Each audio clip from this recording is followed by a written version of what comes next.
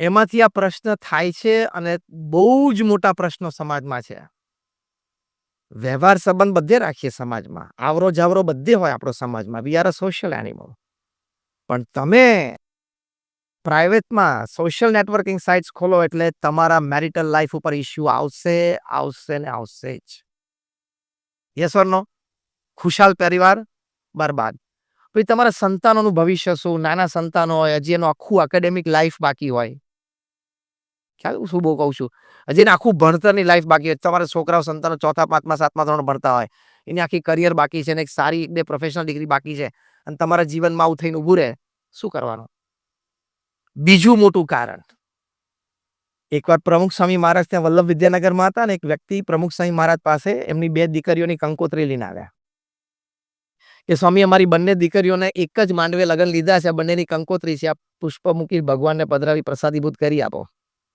પ્રમુખ સ્વામી મહારાજે પ્રસાદીભૂત કરી આપી. પછી પ્રમુખ સ્વામી મહારાજે વ્યક્તિને બહુ જ સરસ વાત કરી કે તમારી બંને દીકરીઓને કહેજો કે સાસરે જાય છે ત્યાં પરિવાર બધો ત્યાંના સાસરિયા પક્ષે બધા વ્યક્તિઓ હોય એના આપણા ઘર કરતા બેસવા ઉઠવાની રીત જુદી હોય, વિચારો જુદા હોય, ખાવા પીવાના ટેસ્ટ જુદા હોય, રહેણી કહેણી જુદી હોય. તો 2 વર્ષ સુધી ત્યાં સેટ થવાનો પ્રયત્ન કરે, એ લોકોને સમજવાનો પ્રયત્ન કરે અને જેલ કહીએ ને આપણે જેલ થવાનો પ્રયત્ન કરે, હળીમળીને ભળી જવાનો પ્રયત્ન કરે. પહેલા દિવસથી સૂચનો ચાલુ ના કરી દે. અત્યારે પ્રોબ્લેમ શું છે સમાજમાં કે કોન્ફ્લુઅન્સ જનરેશન છે. 50-70% ઘરોમાં સાસુ છે, ઓછા ભણેલા છે, સામાન્ય ગ્રેજ્યુએટ છે, વહુ જાય છે, વધારે ભણેલી છે ને MBA થયેલી છે. એટલે 50 વર્ષ પછી સાસુ વહુ બે MBA હશે એટલે પછી પ્રશ્ન નથી એવું આપણે સમજીએ છીએ. અપેક્ષા રાખે. અત્યારે કોન્ફ્લુઅન્સ જનરેશન છે.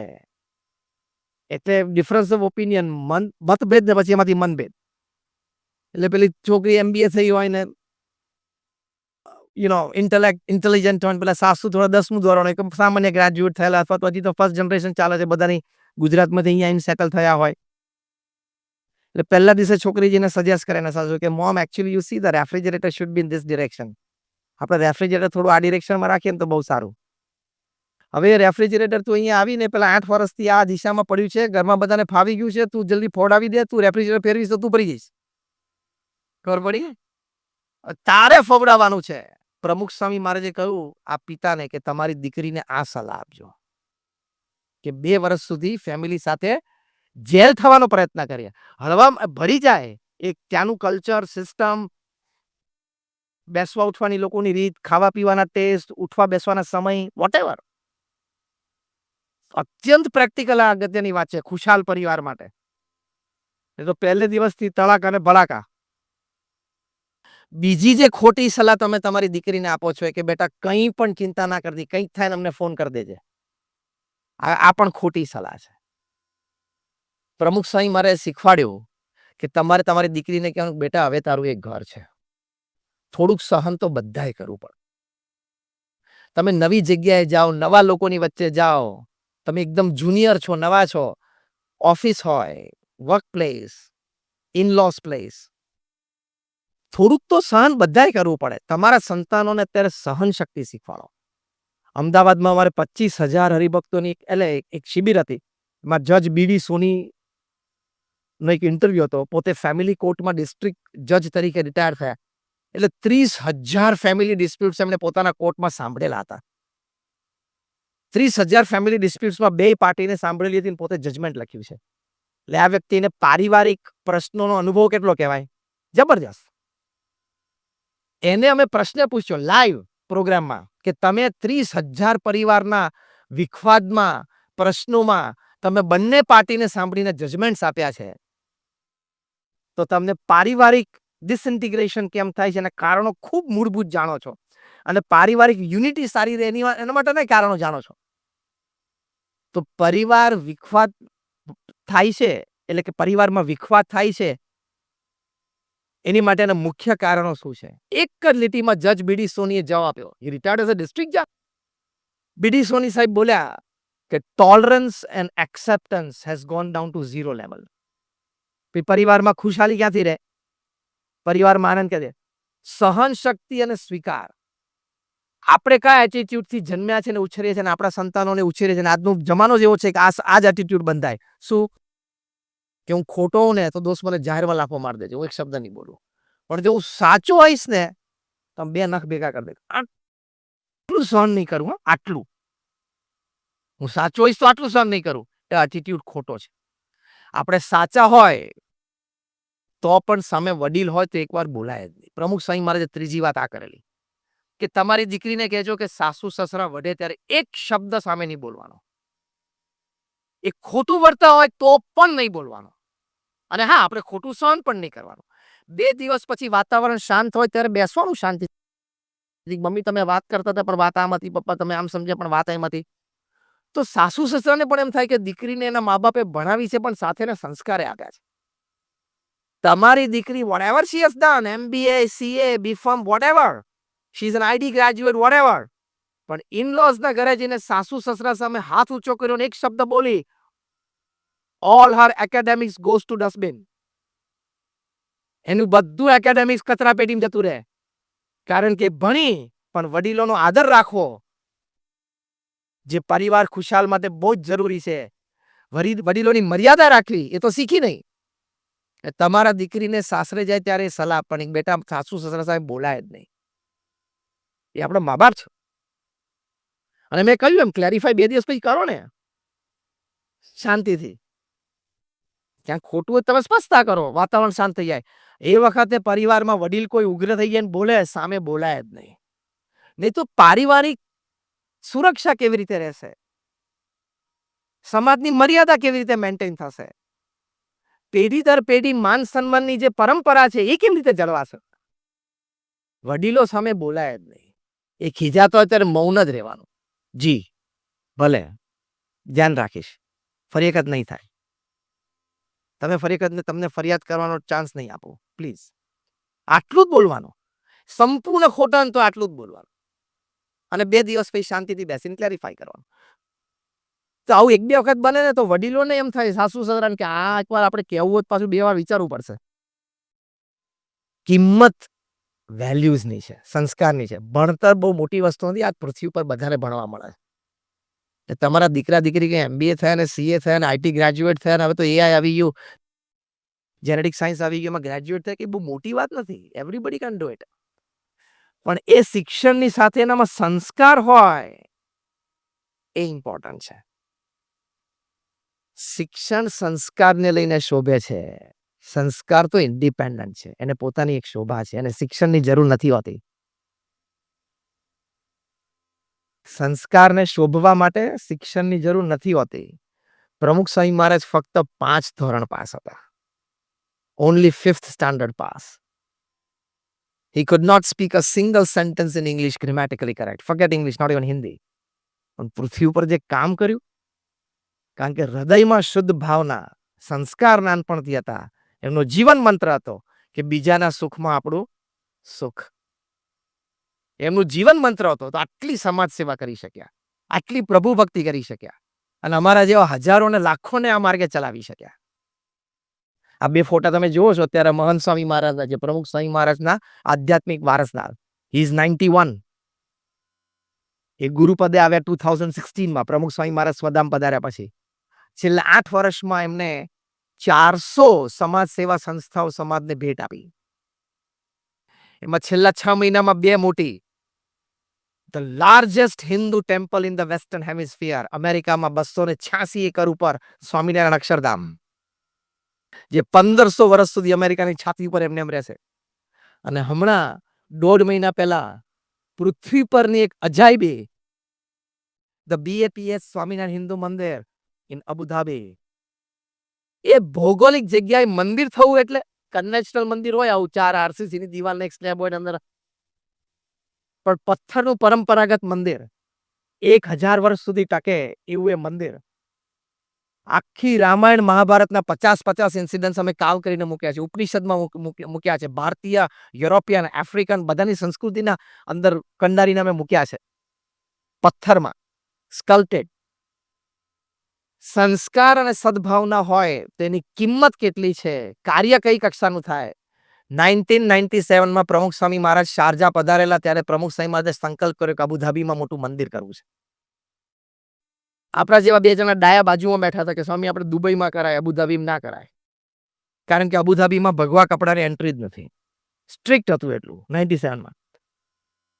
પ્રમુખ સ્વામી મહારાજે કહ્યું કે અબુધાબી યુએઈ નું કેપિટલ છે, ત્યાં જ કરવું છે. 1997 પછી આપણે જાણીએ છીએ કે ઘણું બધા એવા પ્રસંગો સંજોગો ઊભા થયા. ગલ્ફ વોર્સ એટલા બધા થયા. શક્ય જ નથી કે હિન્દુ ધર્મસ્થાન ત્યાં ઊભું થાય. પણ 2015માં જ્યારે યર ઓફ ટોલરન્સ સેલિબ્રેટ કર્યું, all our gratitude to the king of Abu Dhabi, his highness Sheikh Mohammed bin Zayed Al Nahyan, કે એમને બહુ રાજી થઈને એમણે 27 એકર જગ્યા BAPS ને ગિફ્ટમાં આપી, main Dubai Abu Dhabi express way પર.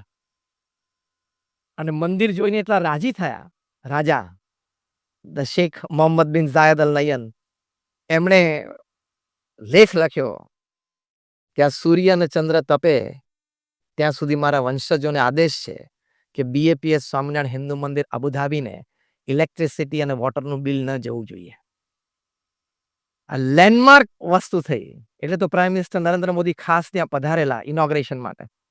અને તો રણમાં બનાવ્યું છે, એટલે અંદર અમે 34,000 ટનનું તો ફાઉન્ડેશન છે. ખબર પડ્યું કયો આંકડો બોલ્યો?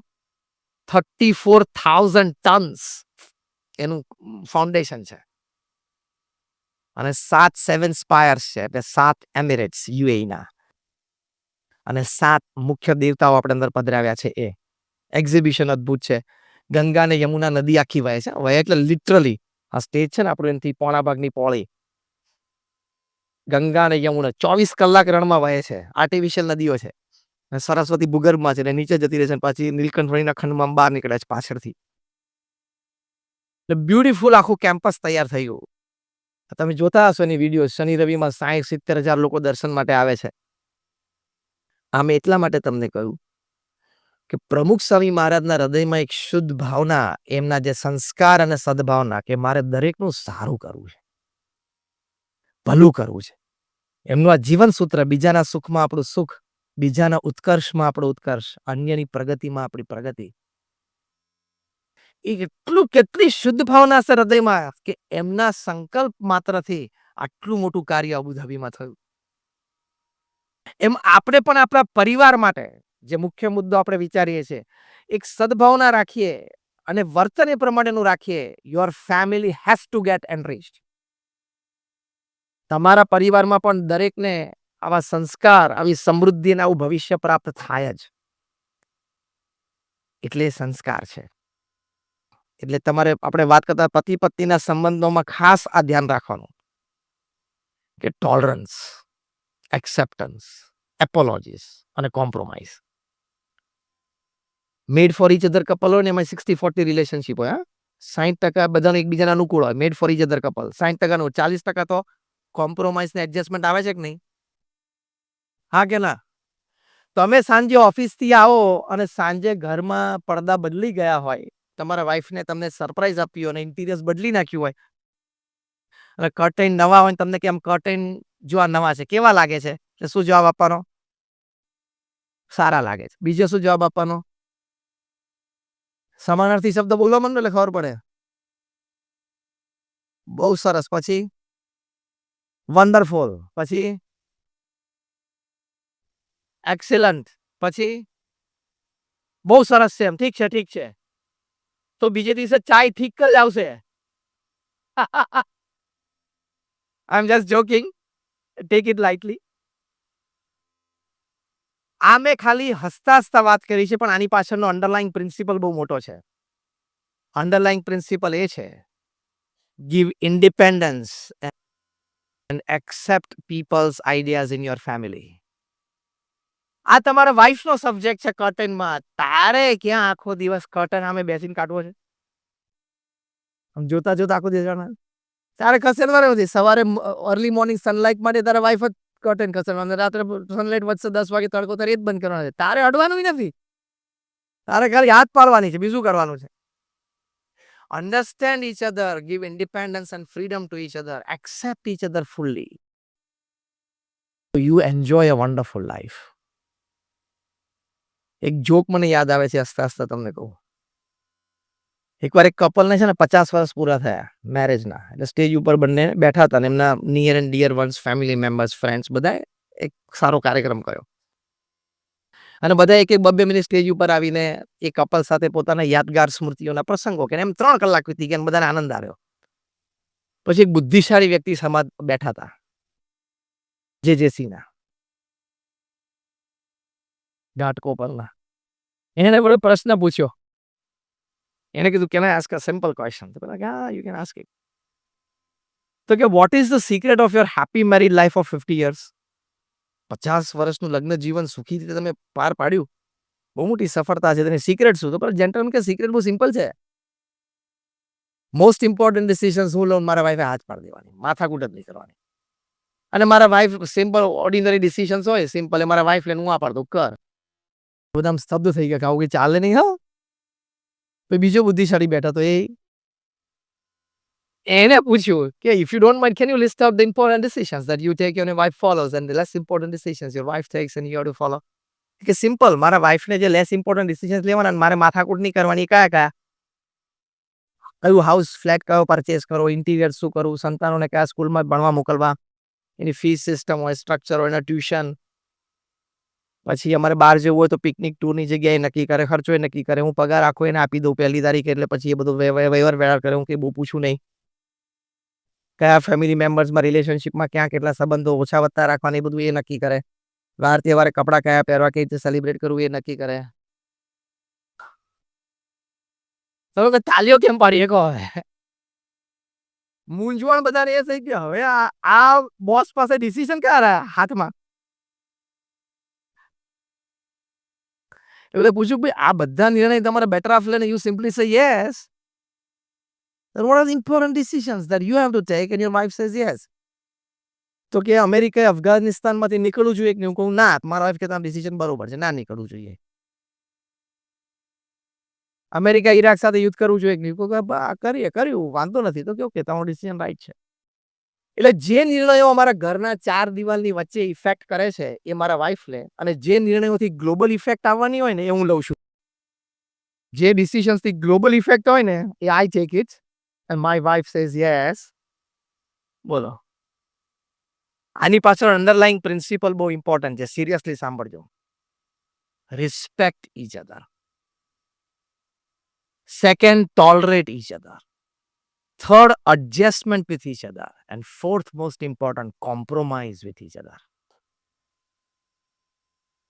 તો પરિવાર ખુશખુશાલ. અને છેલ્લો મુદ્દો વાત કરીએ તો ભગવાન પ્રત્યેની શ્રદ્ધા અને ભક્તિ. પ્રમુખ સ્વામી મહારાજ આ વાત બહુ જ સરસ કરતા. એમના એક્ઝેક્ટ શબ્દો છે ભગવાન પ્રત્યેની શ્રદ્ધા અને ભક્તિ દ્રઢ કરવા. તમારા સંતાનોને નાનપણથી તમે ભગવાન પ્રત્યેની શ્રદ્ધા શીખવાડો. અત્યારે છે ને થોડી ફેશન આવી, અમે તો ઘણા બધા ફેમિલીઝને મળીએ છીએ. આમ નાના બાળકને ભગવાનના મંદિરે લઈ જવું, એને દર્શન પૂજા શીખવાડવા, એ ઘણી વાર પીપલ લોકોને એમ થાય છે કે see we are too advanced, we are too cultured. 21મી સદીમાં રહેવાનું નામ બધું પાઠ પૂજા એની ઈચ્છા છે તે કરશે, તો બીજું બધું એની ઈચ્છા છે એને કરે છે. તમે જેને ટેનિસ કોર્ટમાં લઈ જાઓ છો રમવા માટે, તમે એને મોલમાં લઈ જાઓ છો, તમે એને ટીવી ઉપર બધાની ઓળખાણ કરો, બેટાને રોહિત શર્મા કહેવાય, બેટાને વિરાટ કોહલી કહેવાય, રોજર ફેડરર કહેવાય. બીજું બધું જેમ શીખવાડો છે ને આ પણ શીખવાડવું જોઈએ. Take your children. તમે એને મોલમાં લઈ જાઓ, ના નથી. તમે એને ગાર્ડનમાં લઈ જાઓ, ના નથી. તમે કોઈને એન્ટરટેનમેન્ટ પિકનિક પર લઈ જાઓ, ના નથી. કરવું જોઈએ બધું, પણ એને મંદિરમાં, અને તમે જૈન છો તો તમારા સ્થાનકવાસી કે દેરાવાસી છે પણ એને ધર્મસ્થાનમાં તમે એને લઈ જાઓ નાનપણ. એને દેખાડો કે બેટા આપણું આ ધર્મસ્થાન છે, અહીંયા પણ આપણું આ પણ આપણું ઘર કહેવાય, આ આપણા ઈષ્ટદેવ છે અને આપણે એમની આજ્ઞાનું પાલન કરવાનું છે. તું સારામાં સારું ભણ, સારામાં સારો તારો વ્યવહાર કર, ગમે તેવો મોટો $1 બિલિયન બિઝનેસ કર, પણ અહીંયા પણ તારે આવવાનું છે. રોજ તારે અહીંયા પણ આવવાનું. એ નાનપણથી એને સંસ્કાર આપવા પડે. How many of you feel કે સમાજમાં ક્રાઇમ ઓછા થવા જોઈએ અથવા નાબૂદ થવા જોઈએ? Rays your hands. Violence and crime બધાની ઈચ્છા છે. એની માટે એફબીઆઈના ફેડરલ બ્યુરો ઓફ ઇન્વેસ્ટિગેશનના બહુ જ એક ફાઉન્ડિંગ ડિરેક્ટર ઇડગર હુઅર, એ જ્યારે રિટાયર થયા એમને 7 અમેરિકન પ્રેસિડેન્ટ સાથે કામ કરેલું. એ રિટાયર થયા ને ત્યારે એમના ફેરવેલમાં એમને પૂછ્યું કે તમે 40 વર્ષ ક્રાઇમ સાથે ડીલ કર્યું, એમાં છેલ્લા 15 વર્ષ તો ચાઇલ્ડ અને ટીનેજ ક્રાઇમ ઉપર તમે કામ કર્યું છે કે બાળકો ટીનેજર્સ કેમ ક્રાઇમ કરે છે. કારણ કે અમેરિકામાં 95% schools in America metal detectors, નાના બાળકોને મેટલ ડિટેક્ટરમાંથી પસાર કરે. તો એ દર મહિને પ્રસંગ તો બની જ જાય છે ને. હમણાં જ બની ગયો ને 4 દિવસ પહેલા જ કે છોકરાઓ ગન લઈ જાય શૂટ કરે. એટલે હું અહીંયા હસતા હસતા કહું છું કે America teachers don't turn around and write anything on the board. Teachers ગોળ ફરીને બોર્ડ ઉપર કંઈ લખતા જ નથી કે પાછળથી ગોળી આવવાની શક્યતા છે. શૂટઆઉટ થાય છે ને અમેરિકન સ્કૂલ્સમાં, કેટલા બધા શૂટઆઉટ થાય છે. તો કે આ ચાઇલ્ડ અને ટીનેજ ક્રાઇમ પર તમે કામ કર્યું છે, તમે એના ફેમિલી સાથે રહ્યા, એનું મેન્ટાલિટી કેમ આવી ઘડાઈ ગઈ બધું તમે જોયું છે, એના રિહેબ પ્રોગ્રામ્સ તમે ડિઝાઇન કર્યા છે, તમે એના રિહેબિલિટેશન સેન્ટર્સ ડિઝાઇન કર્યા છે. ચાઇલ્ડ અને ટીનેજ ક્રાઇમ સમાજમાં રોકવું હોય તો શું કરવું જોઈએ? એડગર હુવર 40 વર્ષનો એમનો ક્રાઇમ સાથેનો અનુભવ, federal bureau of investigation FBI ના ફાઉન્ડર ડિરેક્ટર, એમણે આ પ્રશ્નના ઉત્તરમાં કહ્યું, બહુ જ સરસ એક વાક્ય બોલ્યા જે હું શબ્દશ અને અક્ષરશ બોલું છું. એમણે કહ્યું કે a child who has been taught to obey the laws of God will find very little difficulty in obeying the laws of man in future. તમે નાનપણથી બાળકને ભગવાનના કાયદા પાડતા શીખવાડશો તો મોટા થઈને એને સમાજમાં માણસના અને નાગરિકના કાયદા પાડવામાં તકલીફ નહીં પડે. માટે teach your children to obey the laws of God. કોઈ સંત કે ધર્મશાસ્ત્ર કે તો તમને એમ લાગે કે ઠીક છે, એમનો વિષય છે. આ કક્ષાના લોકો કહે છે, આવા તો મારી પાસે 10, 15, 25 પ્રસંગો છે. તમારા સંતાનોને નાનપણથી ભગવાન પ્રત્યેની શ્રદ્ધા શીખવાડો, એને ગોડ લવિંગ બનાવો. ગોડ ફિયરિંગ નહીં, એ ખોટો શબ્દ આપણને લોકોએ શીખવાડી દીધો છે. Why God fearing? God is there for mercy and pardon. ભગવાન તો દયાળુ ને કૃપાળુ છે, એનાથી શું બીવાનું? આપણે આપણા માતા પિતાથી બીએ છે? Do we live a parent loving life or a parent fearing life? One step other. Spouse loving કે spouse fearing? You live a spouse loving life, isn't it? Not a spouse fearing. Spouse loving life, simple. M God loving life. ભગવાનથી કંઈ બીવાનું નથી. God fearing life નહીં, God loving life. સંતાનોને નાનપણથી અને પરિવારમાં દરેક સભ્યોને કે હું આ કરું તો ભગવાનને ગમે કે ના ગમે, હું આ કરીશ, આવું બોલીશ, આવું વર્તીશ તો would God like or not. એ નાનપણથી એને આવો એક સારો વિચાર શીખવાડવાનો કે you are answerable to God. પરિવારમાં દરેક પરિવારજનને આ એટીટ્યુડ ક્લિયર હોય ને કે આઈ એમ આન્સરેબલ ટુ ગોડ સમડે, પરિવારની ખુશી ડિફરન્ટ લેવલ ઉપર જતી રહેશે. કારણ કે કોઈને કંઈ ખોટું કરવાનું મન જ નહીં થાય અને પરિવારમાં આનંદ છે. ભગવાન પ્રત્યેની શ્રદ્ધા અને ભક્તિ પણ તમારા પરિવારજનોને શીખવાડવાની. તો મારો પરિવાર ખુશાલ પરિવારમાં આપણે આટલી વાત સમજ્યા. પ્રથમ વાત ટાઈમ, કેર એન્ડ રિસ્પોન્સિબિલિટી. બીજી વાત આપણે સમજ્યા પરસ્પર સંસ્કાર, વર્તન, વાણી. અને ત્રીજી વાત આપણે સમજ્યા કે ભગવાન પ્રત્યેની શ્રદ્ધા અને ભક્તિ. તો આ 3 વાત આપણે પરિવારને ખુશાલ બનાવે. એમાંથી આ પ્રશ્ન થાય છે અને બહુ જ મોટા પ્રશ્નો સમાજમાં છે. વ્યવહાર સંબંધ બધે રાખીએ સમાજમાં, આવરો જાવરો બધે હોય આપણો સમાજમાં. We are a social animal. પણ તમે પ્રાઇવેટમાં સોશિયલ નેટવર્કિંગ સાઇટ્સ ખોલો એટલે તમારા મેરિટલ લાઈફ ઉપર ઇશ્યુ આવશે ને આવશે જ. યસ ઓર નો? ખુશાલ પરિવાર બરબાદ. પછી તમારા સંતાનોનું ભવિષ્ય શું? નાના સંતાનો હોય, હજી એનું આખું એકેડેમિક લાઈફ બાકી હોય. ખ્યાલ શું બહુ કહું છું? હજી એને આખું ભણતરની લાઈફ બાકી હોય. તમારા છોકરાઓ સંતાનો 4થા, 5મા, 7મા ધોરણ ભણતા હોય, એની આખી કરિયર બાકી છે અને એક સારી 1-2 પ્રોફેશનલ ડિગ્રી બાકી છે અને તમારા જીવનમાં આવું થઈને ઊભું રહે, શું કરવાનું? બીજું મોટું કારણ, એકવાર પ્રમુખ સ્વામી મહારાજ ત્યાં વલ્લભ વિદ્યાનગરમાં હતા અને એક વ્યક્તિ પ્રમુખ સ્વામી મહારાજ પાસે એમની 2 દીકરીઓની કંકોત્રી લઈને આવ્યા કે સ્વામી અમારી બંને દીકરીઓને એક જ માંડવે લગ્ન લીધા છે, બંનેની કંકોત્રી છે, આ પુષ્પ મૂકી ભગવાનને પધરાવી પ્રસાદીભૂત કરી આપો. પ્રમુખ સ્વામી મહારાજે પ્રસાદીભૂત કરી આપી.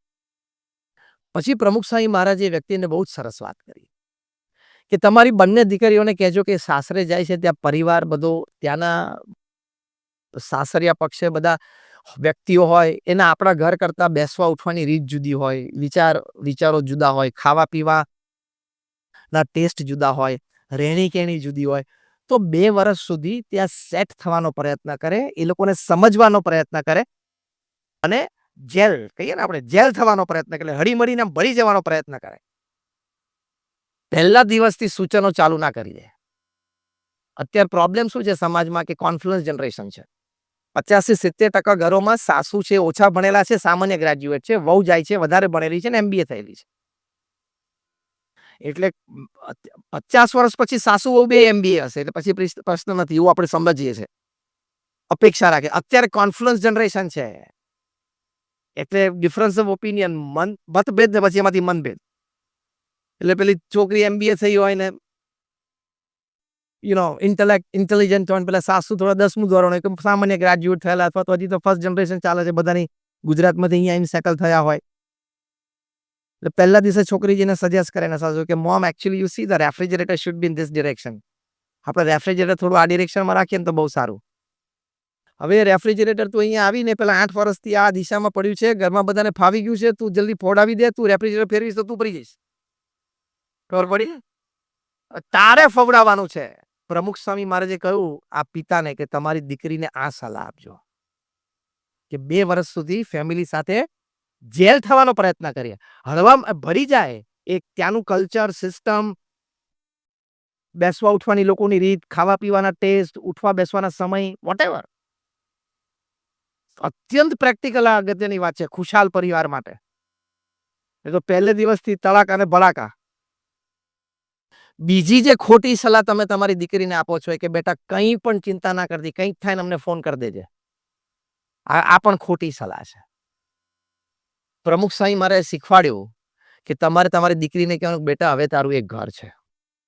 થોડુંક સહન તો બધાય કરવું પડે. તમે નવી જગ્યાએ જાઓ, નવા લોકોની વચ્ચે જાઓ, તમે એકદમ જુનિયર છો, નવા છો, ઓફિસ હોય, વર્ક પ્લેસ, ઇન-લોઝ પ્લેસ,